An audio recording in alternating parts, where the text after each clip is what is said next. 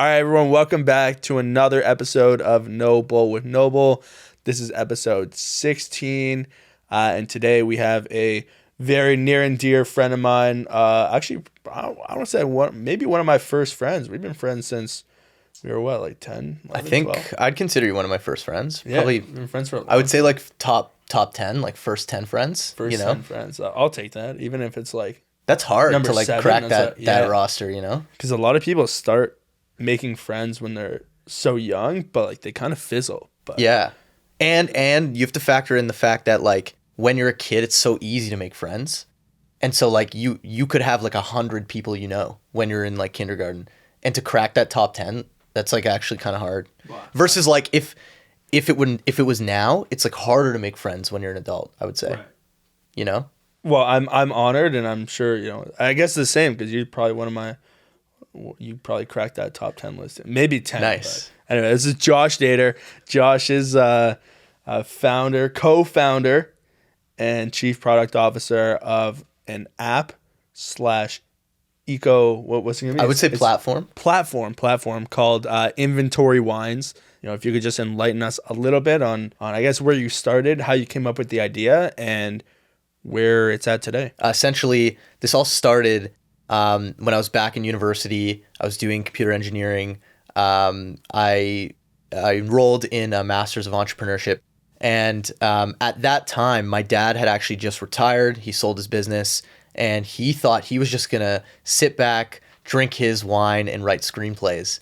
But if you're an entrepreneur, and I'm sure like some people watching might be previous entrepreneurs or aspiring entrepreneurs, you can't stop thinking about the next idea. Like that's just how you're wired. Like you can't sit still. So my dad, Jeff, he always says that he one day he sold his business. It was like the first week. He sat down on the couch and he said, I'm going to sit here and watch this soap opera. He watched for like 20 minutes and was like, yeah, no chance. And then he went back to like writing screenplays and like trying to figure out his next idea. Yeah. So one day he actually went down to his wine cellar and he realized he couldn't find the bottles in his wine cellar. Like it would take him like 10 to 15 minutes. And I know all the viewers are going to be like, whoa, he's got a wine cellar. One percenter problem. But that doesn't mean it's not a real problem for a lot of people. Like wine is a huge industry. And just because it starts at this problem doesn't mean that we can't solve ancillary problems in the future. But anyways, he couldn't find his bottles. So since I was graduating from school and I was really into entrepreneurship, he said, why don't we just team up? Like you've got the skills to do the engineering and the coding part. He always says like, I paid for your education, so now you owe me. So makes sense. We naturally just like teamed up together. We built a version of inventory we looked at what was on the market first.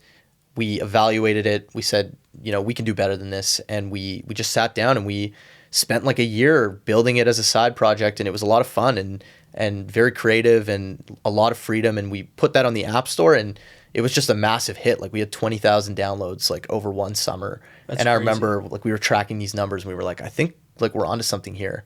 We should really double down on this and see where we can take it. And it's kind of just gone from there. So the point of the app is just to help you find your wine in a cellar? Yeah, it's really like a wine inventory management solution. So that's like, I would say like just how Google's like bread and butter is like search. For us, it's finding your bottles and tracking your bottles. But that doesn't mean that Google doesn't spin off other things to solve other problems in their space. Just like us, our Google search is finding bottles and tracking inventory. But we've got so many things going on. Like we're collecting tons of data. We're showing users data around like price points of wine, what to drink it with, when to drink your wines. Like it's more than just an inventory management solution. It's a smart inventory management solution. So for someone like me who doesn't know much about wines, I guess that's good because I don't know if I buy a bottle of wine and I bring it to a friend's place for, like if we're having dinner or whatever, or I'll bring it to my clients for whatever, if I'm just stopping in and saying hi. I never know what to get. I don't know what people like. I don't know, like, I didn't even know there's a time that you had to drink the wine. I thought the wine just kind of, obviously it was like a little bit of an expiry, but I didn't know that there's like an actual time limit for when you should be drinking wine. Yeah, I want to talk a little bit about the expiry thing that you just mentioned. But first, like, I want to ask you a quick question. Do you drink coffee, like a lot of coffee? I do not like coffee. I I have been, again, developing a palate for coffee. I don't like straight coffee. And my mom's going to be laughing at this too. When I go to Tim's, I'll get a French vanilla. I feel like I just need coffee with like a shit ton of flavors. This is what I mean. Like, this is the way you get into these kinds of beverages. Like, whether it's coffee, beer, anything. Like, you need to start with something that like is sweeter. At least this is my philosophy on it, because I now drink black coffee, but I started with like the gateway coffee, French vanilla, ice caps, like all of that stuff kind of gets you hooked on the caffeine, I guess. And then you just go deeper and deeper down that path, and you develop your palate like very slowly. I feel like the same thing goes for like beer or wine. Like, you need to start with like something maybe a little more sugary, a little more approachable. If you want to get more into wine, like at least for me, a wine, like a red that I love is Pinot, just because it's so light. It's like I would say the most similar to a white that you can get almost, because it's just so light and approachable, versus like a heavier cab that's like a little deeper in taste. See, I like the cabs. I don't know why. Like, that's like my go-to now. So then the more power to you, I guess. Like, that's great. But I need to do more research, because I don't know anything about wine, right? Like, I'll just go to the store. You know what's funny? This one looks good. Like, nobody knows anything about wine. Like, and okay, like on paper, people know a lot about wine, but like, I feel like the best wine is the wine that you like. You know what I mean? Like, wine shouldn't be so pretentious. Like, you find something wine that is just works another well. beverage. Yeah. It's like beer. It's like just whatever you like to drink. Like, that's what's good, you know? And I think what's also helped me with developing this palate and these tasting different wines is actually you. I remember it was a couple summers ago. Like, we went to your house and we were drinking bread and butter. The cab bread and butter. Yeah. And I had never heard of it. I'm like, I don't know, it's kind of like a weird name for wine, but it makes sense. You know, you think like bread, butter, wine, like at a restaurant. Sponsored by Bread and Butter. Sponsored by Bread and Butter.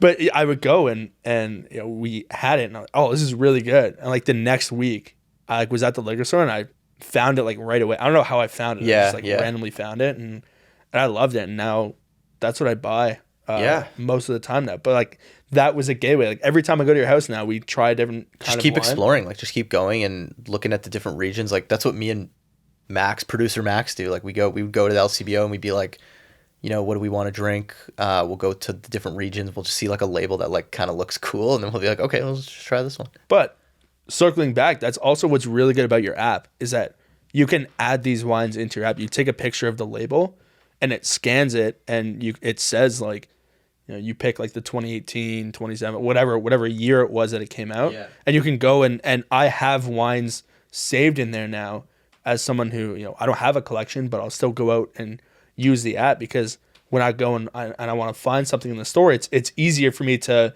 you know, instead of me remembering some random French name that I can't pronounce, I just look at the picture and that's the cool thing about inventory is like, we've built a platform that kind of caters to all types of wine lovers. Like, our free tier is great for someone who just wants to explore, you know, keep a wish list, keep a journal of like things you've been drinking, and then you kind of like, we help facilitate your evolution as a wine drinker into our prestige tier, which basically is, you know, allows you to track where your bottles are, build your fridges out, all of that, and then all the way up to like our highest tier, which is Opus. So like, ideally, we would love to see people come through that lowest tier, you know, evolve into the prestige tier, and then eventually go into the Opus category. So you do it as a subscription service? Yeah. So the free tier is obviously free, and the next tier is called Prestige. It's $10 a month or $100 a year. And typically this is for someone with like a fridge,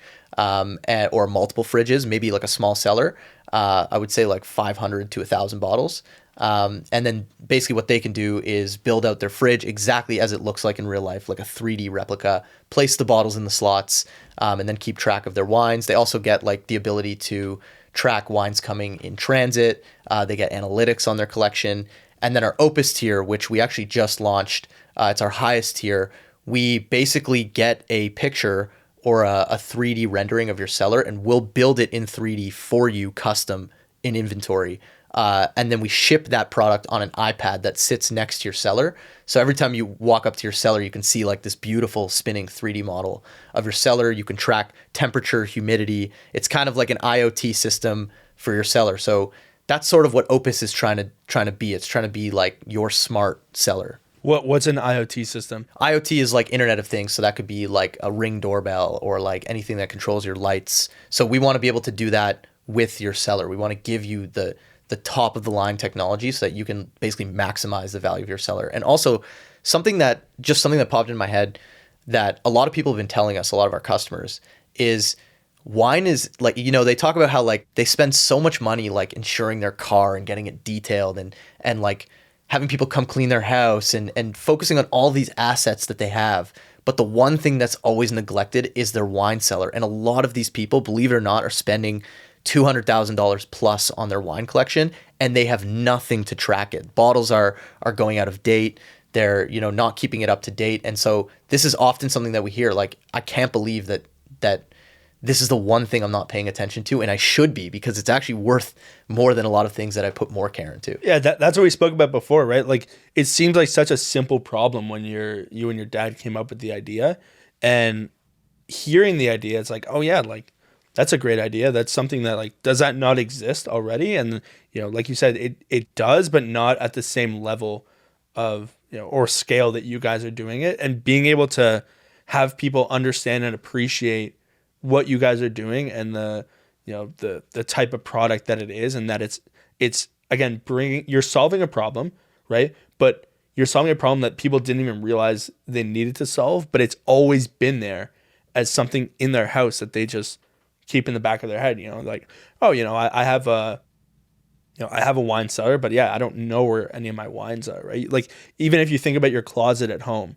right? You know where all your shirts are. You keep your dress shirts here and your pants here and this and that. But if you have 500 shirts, you're not gonna, you know, instead of sorting through all of them, it's a really good problem to solve, because people want, now that people are realizing that this is something that they want done, they're even more invested in your product because they want to organize it and they want to make it better, and then they stay on top of it. Yeah, we always tell them, like, you know, if you have 1,000 bottles, maybe each bottle on average is worth like maybe $100 for some people.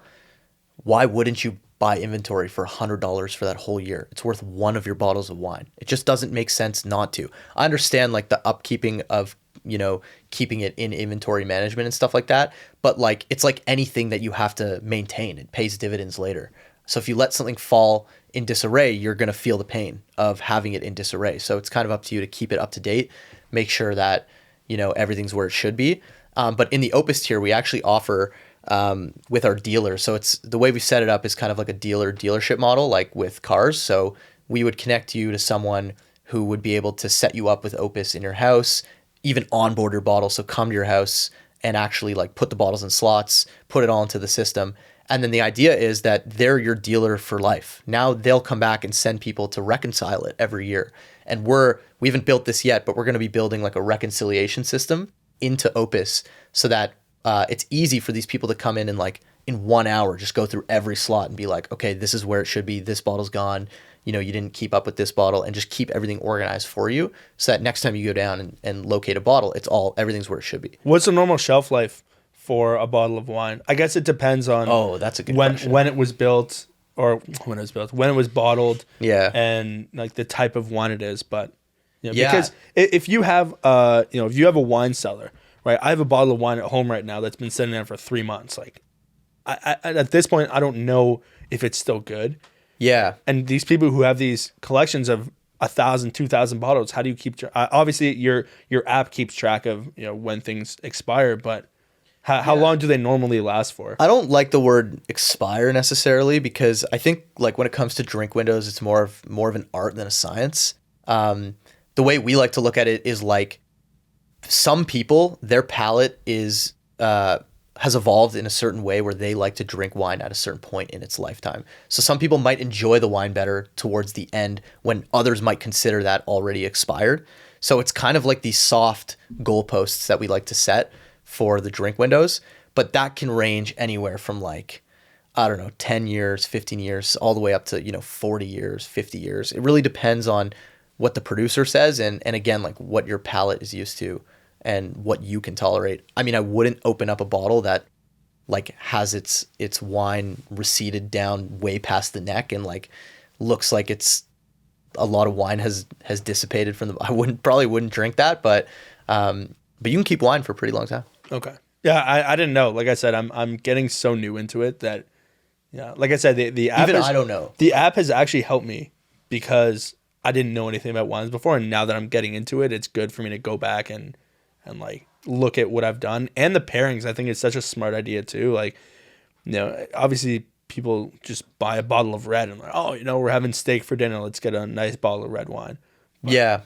But what the app does, it'll tell you which, like, oh, is this wine good for steak? And it'll say like no, or not no, but Yeah, it's better paired with. we actually want to evolve this to recipes. So away from like food pairings, more to what recipes would go with this wine. Because I think that's more useful for people. And also if we can crowdsource some of that data, then it's helpful to know what other people are eating with this particular wine. Yeah, because wine is such a niche market. I feel like there's so many people. Like you said, it's a huge thing, right? Like, isn't it? It's like it's big. Like people don't realize how much wine is actually consumed. Yeah, in a wine day is around the massive. world. Like wine, it's one of those things that very few industries actually date back thousands of years. This is one of them. It's pretty much recession proof. If anything, and this is unfortunate, during recessions people drink more wine. So it is recession proof. It's stood the test of time, and it's actually not as niche as you think because wine is actually bigger than the digital music and the fitness industry combined. It's like $380 billion.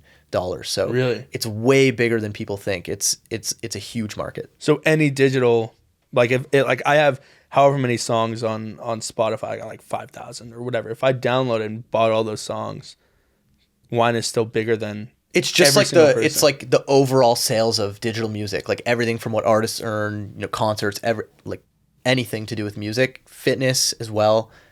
Those two things combined, wine is bigger than that. I never would have thought that. I mean, it makes sense, people are alcoholics, but in general, it's like you would never think that an alcohol like that is. I mean, they do say that if you want to be in any industry, it's sex, drugs, or alcohol. That's true too. Yeah. But that's also where the party is, That's No, I'm kidding. It is, but but even then, even thinking about it, like the amount of people, like you said, who have a wine cellar is so few. The people who have a wine fridge, you would think, are so few. A lot of people have wine fridges. Right. But then, you realize that the more people you speak to, maybe it's because we're young and we don't really see like you go to like friends' parents' houses and maybe they have a bottle, but yeah. I don't really have I don't have a fridge at home, but you will. I'll keep like a bottle or two. Oh yeah, because I'll have the inventory app and I'll have a huge cellar once I sell. When this podcast blows up. When this podcast blows up, and actually it's blowing up right now. I get like a $10 million house and get a couple of those and. We should be good. Yeah. Then we can talk. You and I we'll figure something out.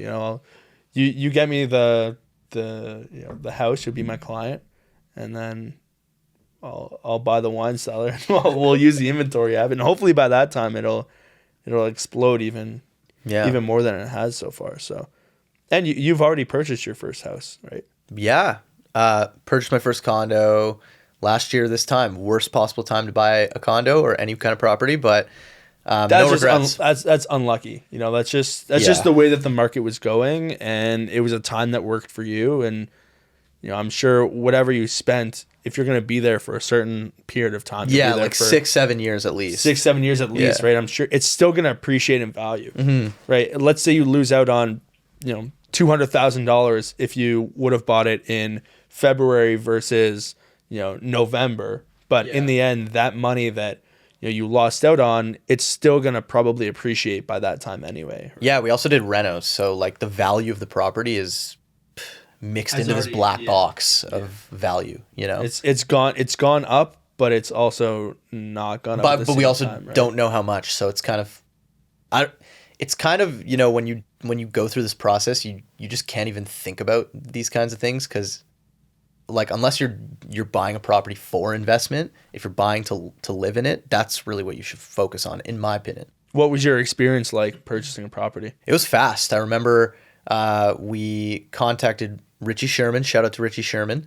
I know he's been mentioned a few times on this podcast. He has been mentioned a few times, and I don't think he's listened to an episode. So yeah, I'm gonna try and get him to take a listen. But like, maybe we can send him a clip. we can send him a clip. And he's been so busy that he's helped me out with so much in this industry in these past couple of months. So I give credit to him, and I know that obviously he does an incredible job. But the chance of him listening to what's funny about the property we bought is we looked at a few properties within a week, and then Richie said, I really think you should look at this one building.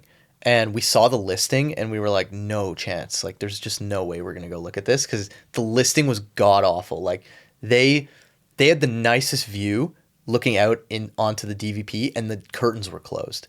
And in the pictures. In the picture, and the pictures were like dated by 10 years. They weren't even up to date. So I don't think many people were even like seeing this property at all. So we said, okay, I guess we'll go see it just to like see our options. And we went, and immediately we walked in, and we were like, wow, this has so much potential to renovate and just create some value. The blinds were up. We were like, why didn't they even show this in the listing? It didn't make any sense. And so within like, I think it was 48 hours, we bought it, and then we started a 7-month renovation, which was very long and stressful, but we got through it, and it's all good. Yeah, now the place looks great. Yeah. Compared to the pictures. I've seen the pictures, but that's also the picture right here.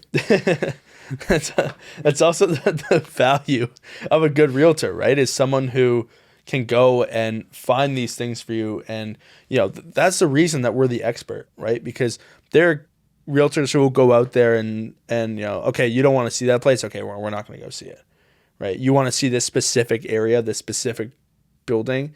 Okay, well, we'll go see it, but there might not be something for you. There might be something that's just outside of what you're looking for, and it could be a hard no at the time. But to find those properties that are, I don't want to say like, I guess a diamond in the rough, but out there that, a realtor and, and anybody else can see the potential in making it like whatever it is. Like, is great. It's so small to find those kinds of people. Yeah, I don't like, I've read and seen some people say like, why do I need a realtor? Like, why would I even give them, a cut of my sale? And it's like these realtors, you specifically, are going out and you know way more than people who are looking to buy a home. Like, you've seen all the areas, you know what's out there, this person's preferences. Like, it's going to take this person maybe 8 times as long to find the same property that you would be able to lead them to. So I think it's worth it in that sense, because it's just taking the stress off, and you can handhold them through that process. And it's building the trust, right? Like, you had enough trust in Richie to say, okay, you know what? We're going to listen to you.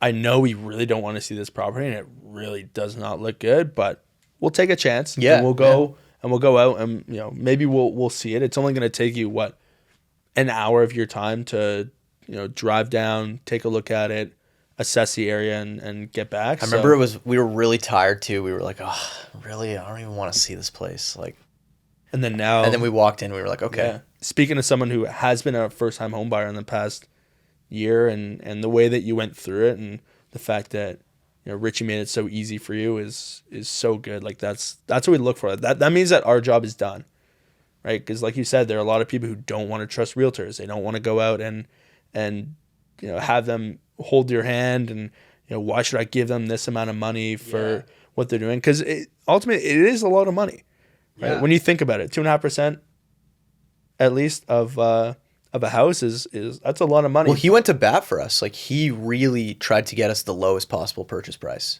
Like, we saw him grinding out on the phone. So we know that, he wasn't motivated by money. He was motivated by actually trying to find us a home. And I think that's, like, in my opinion, the most genuine way to have a transaction between real estate agent and client. That's how it should be, right? They're not fighting for their own check. They're fighting for you. To find the best possible unit. I guess they rely on the repeat business, so that's why. Well, it's not only about the repeat business. It's more about taking care of others, right? And not being greedy. Because as soon as you get greedy, it doesn't look good. Yeah. Right? People can read that fast. He could have shown, they first of all, yes, they read that very fast. And number 2, he could have shown you like whatever was in your, in your price range, everything at like the higher end. Yeah, exactly. Like, let's say your price range was between like $500,000 and $1 million, right? He could have shown you everything that's up in like the 900s up to $1 million, and it was like, oh, let's look at this place, let's look at this, but he's only showing you the ones that are up there. Like that's Yeah, we you would have could caught tell- on to that pretty right. quickly. You could tell Yeah. that he's getting greedy, right? But finding something that might be mid 800s and negotiates back down to 800. Let's say it's at 850, negotiating back down to 800. Okay, like we're losing a little bit of money on that, but that doesn't matter because you're finding the place that's right for you. You're finding that the happy home that you're going to be living in for the next 7, 8, 10, 20 years, even potentially, right? So that's Sure. that's probably the biggest thing is finding a realtor who will go out there for you and work hard for you and find you the best place possible. Yeah. So 100%. oh, I want to talk about your app. So back to the app. I think we got a little bit sidetracked, but it's good because we're talking. Yeah, about, it's all good. We're talking about the app. We're Having talking a good about real time. estate. And so when you started the app, right? Yeah. Obviously, you needed some sort of funding to start off with, and you need funding to maintain the app, right? So how did you go and fundraise and find ways for people to put money into your app? Like, how do you convince people? Because I know that that's a huge thing, and it needs to be done, right? Money needs to be put into these apps so that people can trust that it's going to succeed. But how was that process for you, and how did you navigate that area? Yeah, this is a contentious topic because me specifically, I'm in a very fortunate position where my dad funded, because we teamed up together, he decided to fund like the first couple years of the business, and we were able to launch it off the ground. But I've seen other entrepreneurs take different approaches, and if there's one thing that I do know about this is that in order to get something to run, you need money, whether that be you need revenue early and you need to start creating value as early as possible, or you need to be convincing people that your product is going to generate that value. And I think that fundraising is the hardest thing that anyone can do. It's so demoralizing. It can be very defeating.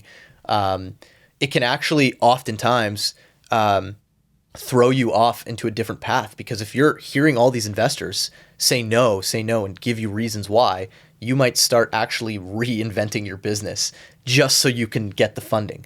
And I think that that's not the right way to approach this. I think you need to find investors that believe in your vision and that can see what you're trying to build, versus formulating your business based on what they think they should invest in.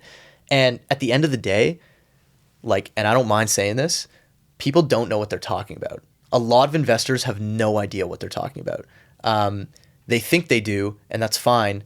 But I think especially in Canada, people aren't willing to take risks, and they don't actually want to, place a bet on a company, because at the end of the day, like early stage investing is it's betting. It's betting on a founder. It's a lot of money. Yeah, you're putting a lot of money. That's even if it's like $1 million. Yeah, like you don't know. You're Yeah. listening to an idea. You're listening to a pitch. You're deciding if I'm the investor, I'm looking at many different opportunities. So of course, I might say no to. I'm gonna have to say no to a lot of them. But you just shouldn't let that discourage you. I know that's kind of cliche, but you just got to find people who believe in your business. And the other thing is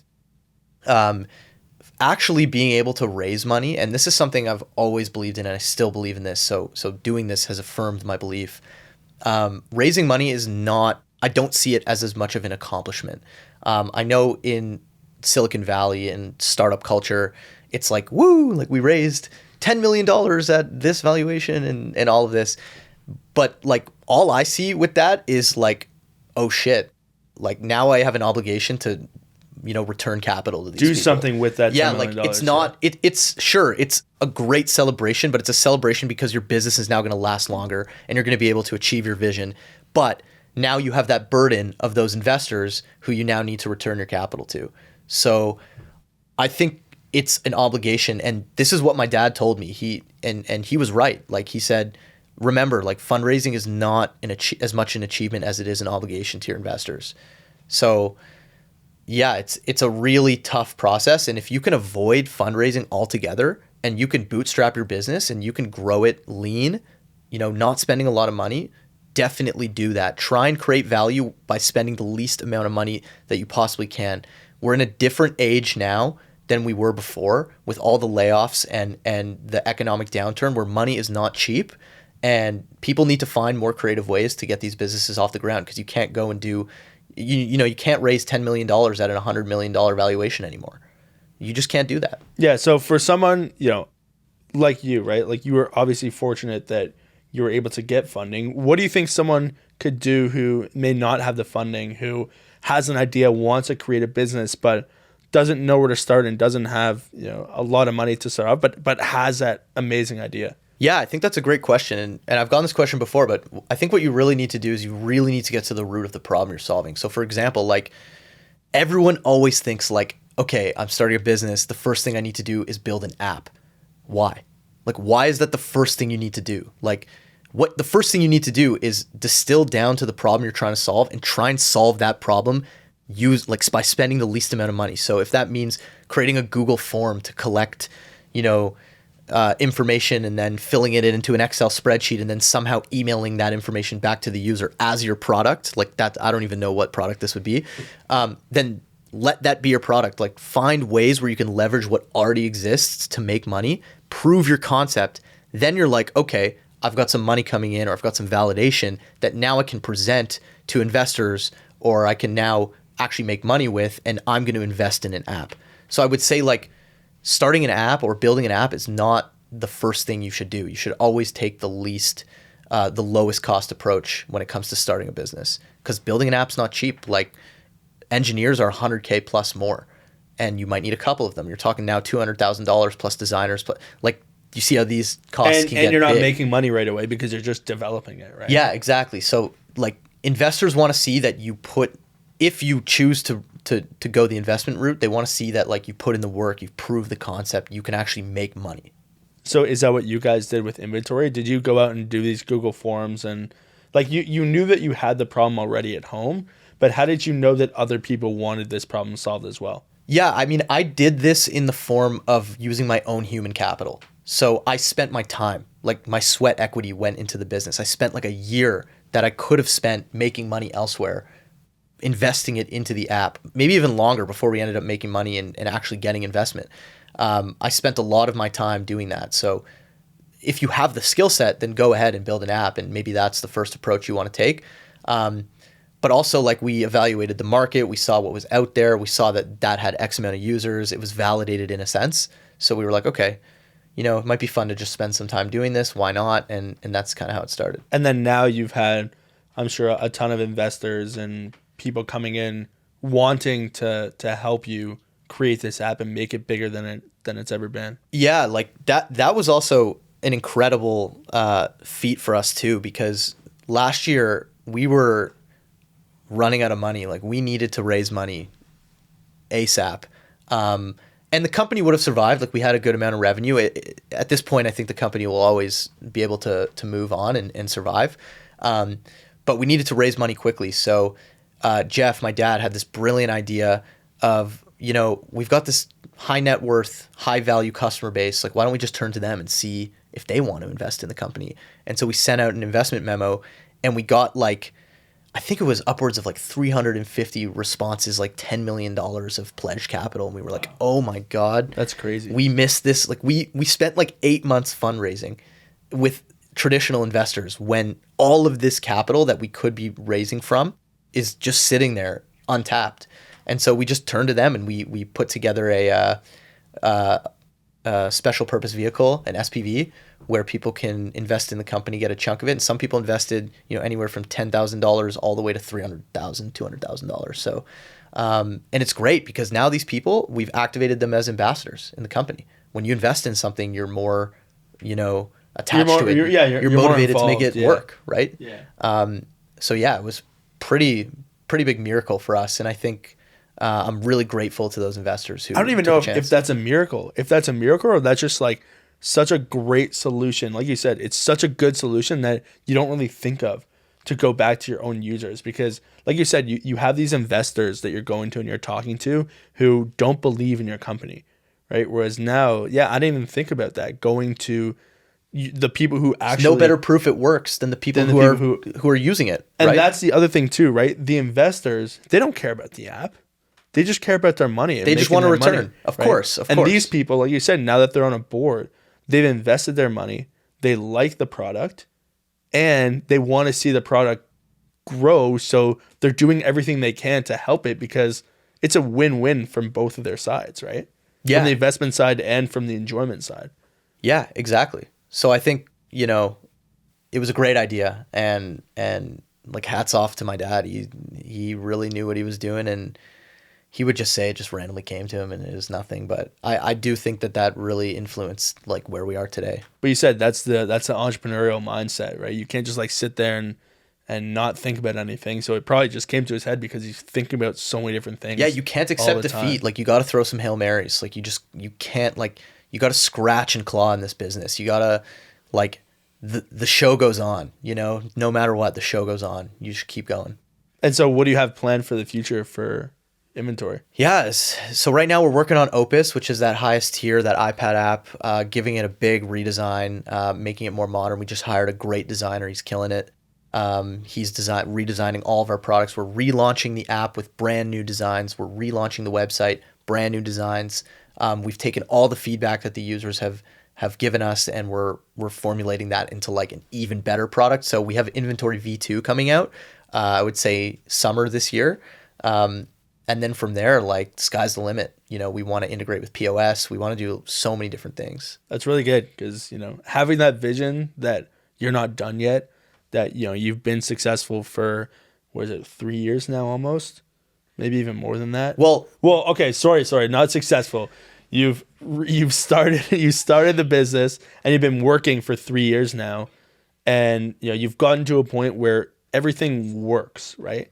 To the normal person's, to the average person's mind, it works. I can go on the app, I can scan a wine, I can put wine in my collection. Everything works, but you have this idea of like, that's not good enough. We have to go to like the always next like step. that. It's so funny. Yeah. Like everything I build, I'm so excited about it. I put it out. It's out on the App Store. It's out. It's released. We get feedback. People love it. After 3 months, I'm like, oh, this is shit. Like we gotta. And then this you gotta sucks. Like revamp everything. Yeah, and then I'm like, oh, we gotta keep going. Like we gotta make this even better. And so like, it's funny how how I can see the evolution myself of even like how I saw something earlier on and how much better it could be.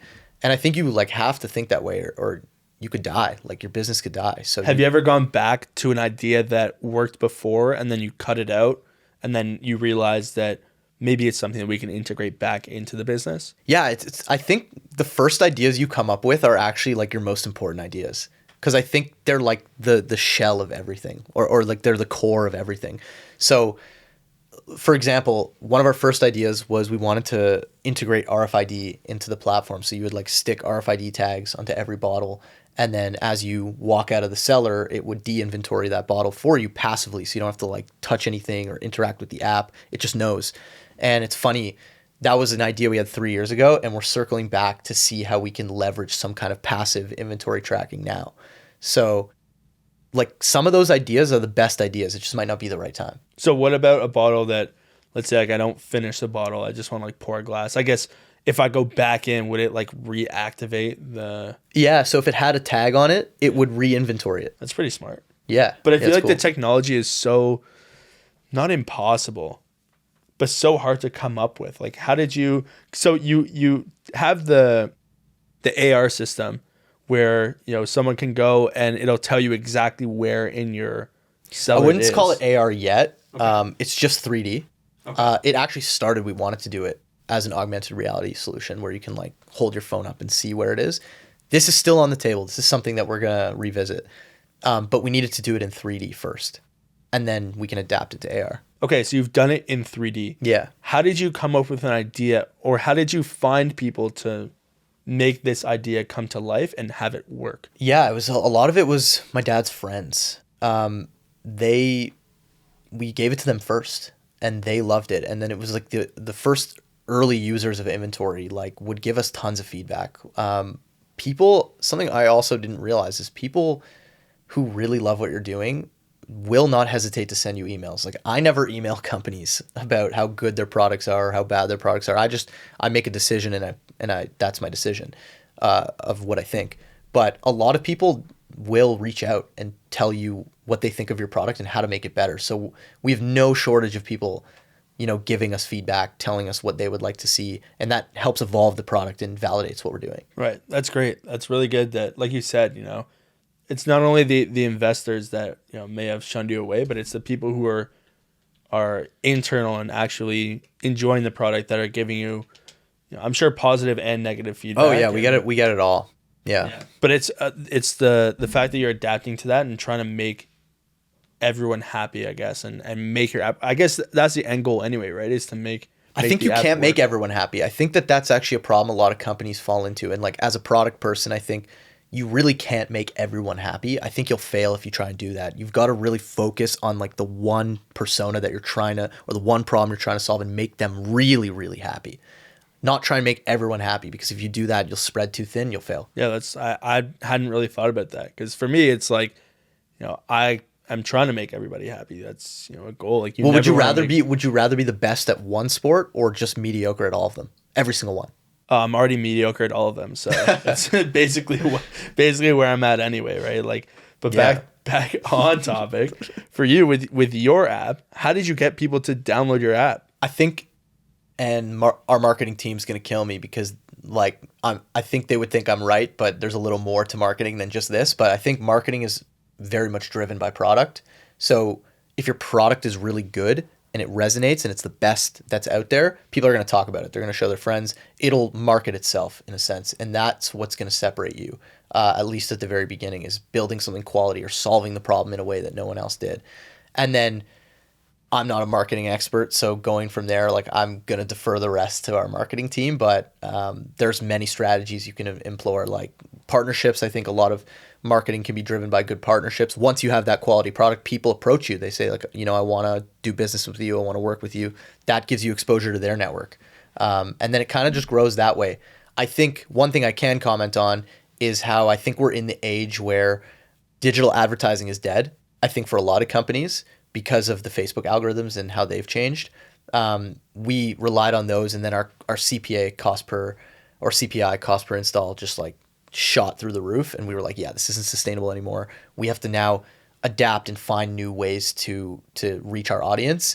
And I think like these things are really good for business though, like when these things happen, because it keeps people on their toes. Nothing is easy. You gotta really work and find your audience. And I think ultimately the channel you end up finding that isn't digital advertising is going to be the most fruitful for you anyways. So it's forcing entrepreneurs to not be lazy and just like throw up an ad on Instagram and actually, find where their audience is. I think it's a little bit of both though, because, you said that it's a reliance on the product, which it is, that's true. But the only way for people to find out about the product, or one of the most important ways for people to find out about the product, is marketing. Yeah, it's a chicken egg situation. Right? Like, I'm not going to sit here and say like we didn't do digital advertising. Like we did. We put up ads on Instagram, and that kind of like started the fire. Like it was the kindling for the fire. But then the fire starts raging, and people start telling each other. But I think you got to find a way to, start that fire, whether it be digital advertising, it depends what industry you're in. If you're B2B, it's like maybe cold outreach, go door to door, like whatever you need to do to start that fire, you got to go start it. I mean, that's the same for a realtor too, right? For me to go out there, that's what I need to do to get clients, right? I can do as much marketing as I want, but it's only gonna get a certain amount of people to find me, right? Yeah. Whereas for me, I need to go out there. I need to find people. I need to go door knocking. I need to go, to functions, charities, things like this, and meet people in person, because that's going to be the best way for me to meet people. And then on top of that, just doing a good job and,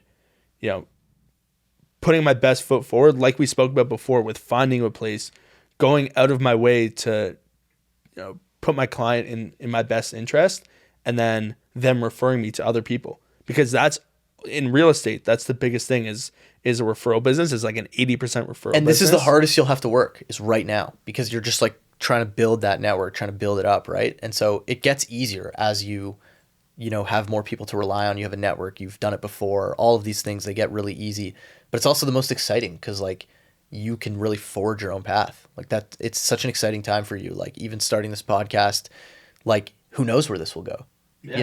It's just like that kind of unknown is exciting. In a And sense. my plan isn't for it to skyrocket, you know, like if people want to subscribe. If people want to like it, like, you know. But like what I love about what you've done here is like, unlike so many people, you've actually done it. You've actually put yourself out there, and you've taken an idea and like put it into practice. And I think so many people don't take that step, and are like, this is episode 16. That's 16. Yeah. Like that's way more than I would think most people would do. Yeah. Like that's pretty incredible. So do or do not. There is no try. there is no try. You know? Exactly.